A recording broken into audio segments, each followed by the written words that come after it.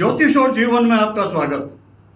श्री गुरुचरणों में नमन कर श्री गणेश की वंदना करता हूं। ज्योतिष जगत के विद्वानों में कई नाम सूर्य की तरह प्रतिष्ठित दमकते चमकते। ऐसे ही नामों में से एक नाम है आचार्य वराह मिहिर का। मिहिर का अर्थ भी सूर्य ही होता है। उनकी रचनाओं में सबसे प्रतिष्ठित रचना है वराह संहिता। आचार्य श्री अपने इस वराह संहिता में लिखते हैं, वनम समाश्रिता ये अपि निर्ममा निष्परिग्रह अपि ते परिपृच्छन्ति ज्योतिषाम गति को विदम। क्या मतलब है इसका? वनम समाश्रिता, जो वनों पर आश्रित हैं, जो जंगल में चले गए, जो ममता से मोह से रहित हैं और किसी से भी कुछ भी प्राप्त करने की आशा नहीं रखते, ऐसे लोग कौन होते हैं? साधु संत। वो भी ज्योतिषियों से पूछते हैं क्या होगा। अभी ते परिपृच्छन्ति, वो भी जानना चाहते हैं, वो भी पूछते हैं। जो साधु संत हैं, जो इस संसार से मोक्ष की कामना के लिए संसार माया मोह इन सब से विरक्त हो गए, भविष्य के प्रति चिंतित वो भी रहते हैं। आचार्य श्री का यही मंतव्य। फिर सामान्य गृहस्थों की तो बात ही क्या, जो इस जगत में रहने वाले हैं। कोई व्यक्ति कितना ही कहे कि नहीं मैं भविष्य की चिंता नहीं करता, होते हैं लेकिन बिरले। आम व्यक्ति तो चिंतित होता ही है। और फिर जगत में, संसार में, जीवन में कई बार ऐसा घटता रहता है, ऐसी समस्याएं आती हैं। अब विचार सोच कितना ही करने के बाद भी कोई समस्या का समाधान जब नजर नहीं आता, फिर सोचते हैं क्या कोई ग्रह हो ऐसा जिसके कारण ये परिस्थितियां। तो जो ज्योतिष को जानकार है, जो ग्रह परिस्थितियों को देखते हैं, उनसे मार्गदर्शन क्यों न ले लिया जाए। बनती ही बनती है स्थिति। पंडित जी के पास आते हैं, ज्योतिषी के पास। हम ज्योतिष को समझते हैं, कोई हमारे पास आए, हम ज्योतिषी कार्य कर रहे हैं, कोई हमारे पास आए और हमसे पूछे कि मेरी ये समस्या है, तो समाधान हम करेंगे कैसे? उसके लिए हमें ज्योतिष की जानकारी आवश्यक। वही प्रयास कर रहा हूँ समझाने का। तो जैसा हमने पिछले उसमें समझा, एक क्रम किस तरह से लग्न से लेकर के प्रथम भाव से लेकर द्वादश भाव तक क्रम, एक क्रमबद्ध है, एक नियम है, एक तर्क संगत विधान है। अब हम ये देखते हैं कि हमको यदि कोई समस्या पूछता है कोई व्यक्ति, तो उसकी जानकारी हम लेंगे किस भाव से? समस्या का पता चलेगा कैसे? जब तक समस्या का पता नहीं चल रहा, हम समाधान करेंगे कैसे? कर ही नहीं सकते। हमें यह जानकारी अवश्य होना। उदाहरण के लिए, कोई व्यक्ति आता, एक पुरुष आता है हमारे पास, एक जातक, पुरुष जातक है, और वो ये जानना चाहते हैं कि मैं कितना ही प्रयास करूं, बहुत मेहनत करता हूं, उसके उपरांत मुझे उसका प्रतिफल, उसका लाभ नहीं मिलता। अब ये प्रश्न है उसका। हमें ये देखना पड़ेगा कि वो लाभ क्यों नहीं मिल रहा। तो हमें ये तो पता हो कि लाभ का विचार जन्म कुंडली में 12 भाव में किया किस भाव से जाता है। कोई व्यक्ति आकर के ये प्रश्न करे कि मुझे विवाहित जीवन में, मेरी लाइफ में बहुत प्रॉब्लम है, बहुत समस्याएं। स्त्री कहती कि मेरी पति से पटरी नहीं बैठती या कुछ समस्याएं हैं। पुरुष कहता मेरे पत्नी से मेरा व्यवहार, मैं संतुष्ट नहीं हूं पत्नी के व्यवहार से, विवाहित जीवन में समस्याएं हैं। इसका पता कहां से चलेगा? हमें यह जानकारी नहीं तो हम समस्या का समाधान करेंगे कैसे? इसका सीधा सा अर्थ है, हमको ये मालूम होना चाहिए कि जन्म कुंडली में जो 12 भाव हैं, इनमें से किस भाव से किस बात का विचार किया जाता है।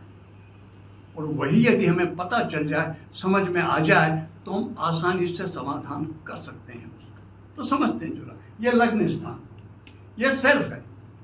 व्यक्ति उस स्वयं का विचार यहाँ से किया जाता है, यहाँ से उसका मस्तिष्क का विचार किया जाता है। लग्न यानी ये चेहरा है, स्वास्थ्य का संबंध, जो भी कुछ घटना घटेगी, सुख या दुख की, उसका अनुभव स्वयं करेगा। तो ये सबसे महत्वपूर्ण है ही।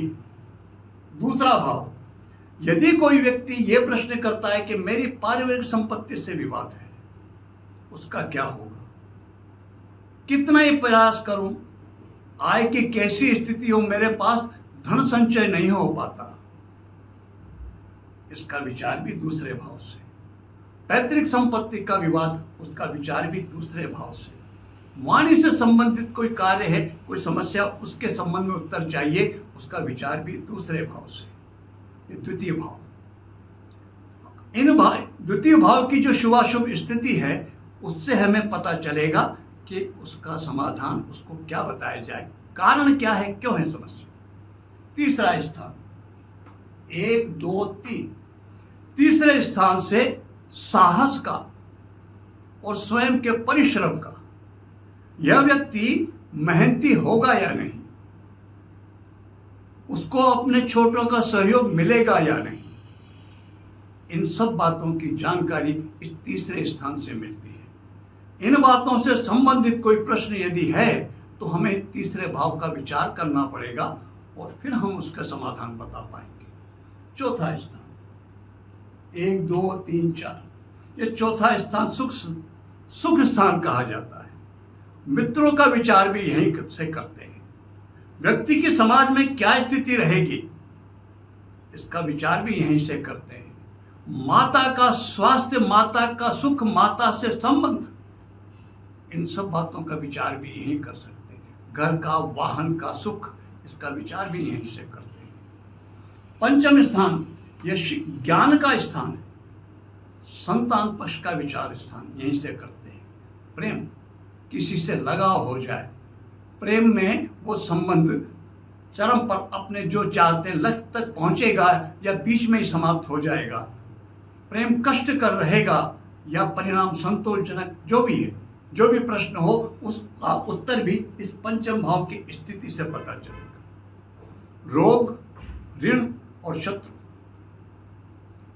इससे संबंधित और ननिहाल पक्ष से मामा पक्ष का और विशेष करके छोटे मामा का विचार हम छठे भाव से, प्रश्न से संबंधित तो छोटे भाव से मिलेंगे। जातक स्त्री हो या पुरुष, यदि वो विवाह से संबंधित, विवाह हो रहा है, नहीं हो रहा है, विलंब है, होने के बाद समस्या है, और व्यापार की समस्याएं हैं, पार्टनरशिप में, भागीदारी व्यापार में ये समस्याएं, इन सभी बातों से, इनसे संबंधित प्रश्न यदि कोई है तो हमें सप्तम भाव का विचार करना पड़ेगा और यहीं से, इस भाव की स्थिति से ही उस प्रश्न का हमको उत्तर मिलेगा।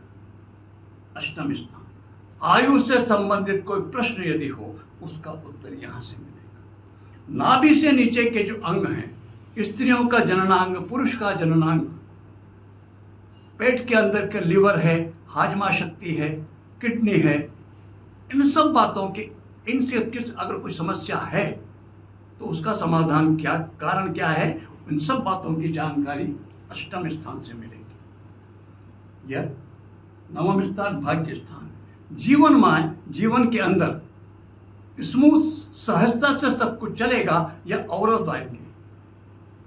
जातक की धर्म में रुचि या अरुचि, इन सब बातों की जानकारी हमको नवम स्थान से ही मिलेगी। कर्म, कोई सा भी कर्म करें, व्यापार हो, नौकरी हो, जो भी कार्य क्षेत्र उसका जो भी हो, समाज में यश प्रतिष्ठा, सरकार से संबंधित कोई भी कार्य, पिता की स्थिति, पिता से सहयोग मिलना ना मिलना, इन सब बातों की जानकारी से हमको मिलेगी दशम स्थान से। इनसे संबंधित कोई प्रश्न है तो यहाँ से, और जैसा मैंने आपको शुरू में आय का विचार यहाँ से करेंगे। कोई व्यक्ति कहता है कि हमेशा नुकसान की स्थिति बनती रहती है, अधिकांश आय का भाग वो नुकसान में चला जाता है या व्यय में हो जाता है। क्यों होता है, उससे बचने का उपाय क्या है, ये यदि जानना हो तो फिर उसकी स्थिति इस 12वें भाव से। अब कैसे, उत्तर कैसे मिलेगा? 3 बातें हमको ध्यान रखने की है, महत्वपूर्ण है पक्ष। 1 मिनट के लिए हम ये मान लेते हैं कोई व्यक्ति आया है हमारे पास और वो प्रश्न करता है विवाह से संबंधित। तो जैसा मैंने अभी आपसे निवेदन किया, विवाह का संबंधित उसका भाव कौन सा है जिस विचार करेंगे, वो सप्तम भाव। तो इस भाव की क्या स्थिति है? भाव की स्थिति से तात्पर्य इस भाव में कौन से ग्रह बैठे हैं। यदि यहाँ शुभ ग्रह बैठे हों तो इसकी भाव की स्थिति शुभ मानी जाएगी।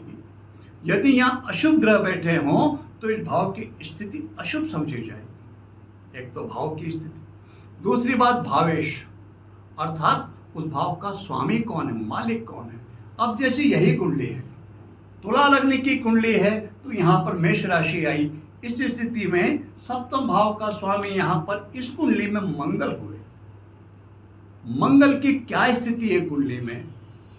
मंगल शुभ या अशुभ स्थिति में यदि हुआ तो जैसी स्थिति में होगा वैसे ही फल परिणाम वो इस भाव से संबंधित वो ग्रह देगा। एक बात, उस मंगल पर किन ग्रहों का प्रभाव है और इस भाव पर किन ग्रहों का प्रभाव है, यह भी परिणाम निश्चित करेंगे कि शुभ रहेगा या अशुभ। अब तीसरा फैक्टर और है, वो है कारक। एक मिनट के लिए मान लेते हैं ये किसी महिला जातक की कुंडली है, तो सप्तम स्थान विवाह का स्थान हुआ। सप्तम भाव का स्वामी कारक वो लग्न के हिसाब से होगा। यदि यह लग्न यहाँ पर तुला लग्न है तो ये सप्तम भाव के स्वामी इस कुंडली में मेष राशि आई तो मंगल सप्तमेश हुए। यदि यहाँ पर 8 का अंक होता तो यहाँ पर 2 का अंक आता। उस स्थिति में सप्तम भाव का स्वामी शुक्र हो जाता।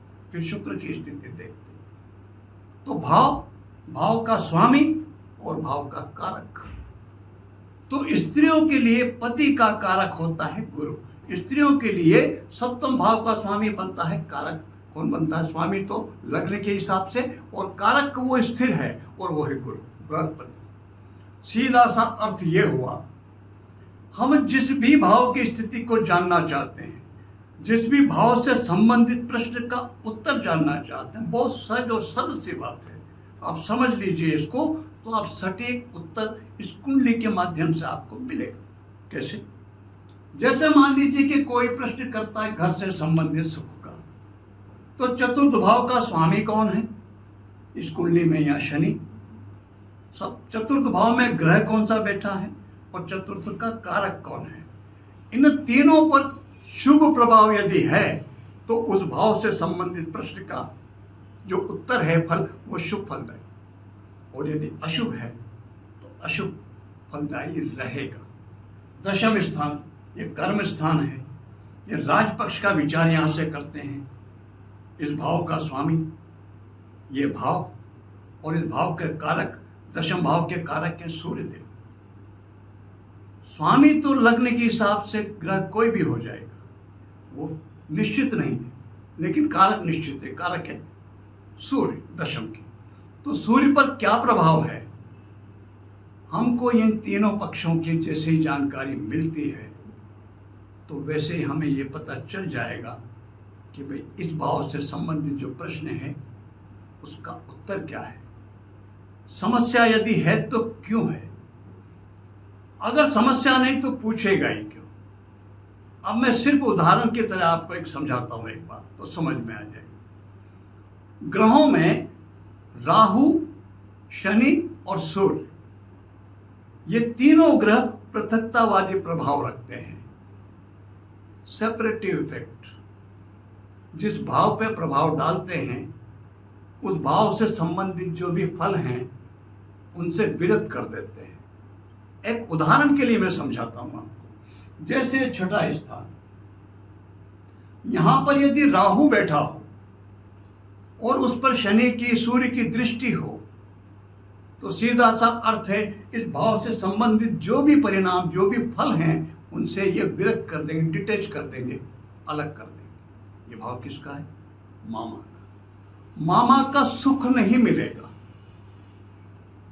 और फिर स्थान किसका है? रोग, ऋण और शत्रु का। तो रोग, ऋण और शत्रु इनसे मुक्ति मिलेगी। ऐसे व्यक्ति से कोई जीत नहीं सकता किसी भी प्रकार से। वो अगर मान लो समस्याएं तो आएंगी, वो हैं, वो बता रहा है, तो ये रोग, ऋण, शत्रुओं की स्थिति बनेगी, लेकिन वो नष्ट भी हो जाएंगी। रोग यदि हुआ किसी तरह का आसानी से मुक्ति मिल जाएगी, ऋण हुआ तो उससे भी मुक्ति मिलेगी, और शत्रुहंता बनता है। यहाँ पर राहु, यदि राहु है, शनि की दृष्टि है, सूर्य की दृष्टि है, शनि की दृष्टि, तीनों में से जितने अधिक प्रभाव होंगे उतने ही ये फल बढ़ करके मिलेंगे। 1 मिनट के लिए मैं उदाहरण मेरी अपनी जन्म कुंडली की बात करूं तो मेरे यहाँ छठे भाव में राहु है, वृश्चिक लग्न है तो मेष के यहाँ पर राहु है। मेरी जिंदगी में मामाओं का सुख होना नहीं होना बार बार नाम की ही स्थिति है। और फिर एक बात और हुई, नवम स्थान में शनिदेव विराज रहे, मेरे वृश्चिक लग्न है, कर्क के शनि है नवम में, तो इस छठे भाव पर शनिदेव की पूर्ण दशम दृष्टि है और मेष राशि शनि की नीच राशि है, अर्थात रोग ऋण शत्रु इन तीनों की। तो वास्तविकता यही है, ईश्वर कृपा से मैं आज तक ऋण से तो बचा, ऋण की स्थिति बनी, लेकिन आज वर्तमान स्थिति है ईश्वर की कृपा से मैं ऋण मुक्त हूं वर्षों से, लेकिन ऋण हुए अवश्य थे। और शत्रुता की बात जब है, स्थिति नष्ट होंगे तभी तो नष्ट होंगे, चाहे कोई भी रहा हो किसी भी तरह का, ईश्वर कृपा रही। मैं तो कई बार 2 वीडियो में बोल चुका, एक व्यक्ति ने तो मेरे मर्डर की योजना बनाई, उसी का मर्डर हो गया। एक तांत्रिक, मैंने पूरा सहयोग किया, 2 दिन शमशान में, एक सुप्त में, एक जागृत चिता के सामने 2 बार वार किए और 2 जवान मौतें उसी के परिवार से हो गई। ये शायद इसी का फल। इष्ट बल का भी अपना रोल रहता है, साधनाओं का वो है भी सही, वो अपनी जगह है, लेकिन ग्रह योग भी अपना परिणाम देते हैं। तो सीधा सा अर्थ ये है, एक उदाहरण मैंने दिया। अगर कोई भी व्यक्ति प्रश्न करता है किसी भी प्रकार का, तो हमें ये जानना बहुत जरूरी है कि इस जो प्रश्न किया गया है उसका संबंध इस जन्म कुंडली में किस भाव से है। तो विस्तार से आपको समझने के लिए, जैसा मैंने आपको निवेदन कर चुका, भारतीय ज्योतिष 12 भावों में विस्तार से किस भाव से किसका विचार, कौन से पक्ष का विचार किया जाता है, किस बात का विचार किया जाता है, ये जानकारी हमको हो जाएगी। लग्न के आधार पर कौन सा ग्रह उस भाव का स्वामी बनता है ये हमें पता चल जाएगा। कौन से ग्रहों में क्या क्या प्रभाव है, राशियों के क्या प्रभाव है, ये हमें जानकारी होगी, तो नजर पड़ते ही हमें उसका उत्तर भी उस भाव से तुरंत मिल जाएगा। ज्योतिषी विश्लेषण ऐसे ही होना चाहिए। जब हमें यह पता चल गया कि इस ग्रह से संबंधित ये समस्या है, फिर हम उस जातक को उस ग्रह की शांति का समाधान बताएंगे, उस ग्रह के मंत्र जाप आदि का, व्रत आदि का या दान का, या हम जो भी वो कर सकता हो उसके लिए उपयुक्त हो वो मार्गदर्शन देंगे। यदि उसने उसको फॉलो किया, उस पर अमल किया, तो निश्चित रूप से उस ग्रह की शांति होगी और उसे उस समस्याओं से मुक्ति मिलेगी। हम विश्लेषण जन्म कुंडली का इस तरह से करेंगे, आगे हमारी यात्रा जारी रहेगी। मैं समझता हूँ, मैं कोशिश कर रहा हूँ आसानी से फलित ज्योतिष किस तरह आपके समझ में आए। मैं समझता हूँ कि आपको निश्चित समझ में आ रहा होगा। ईश्वर आप सब पर कृपा करें। इसी प्रार्थना के साथ मैं आप सबको नमन करता हूँ। नमस्कार।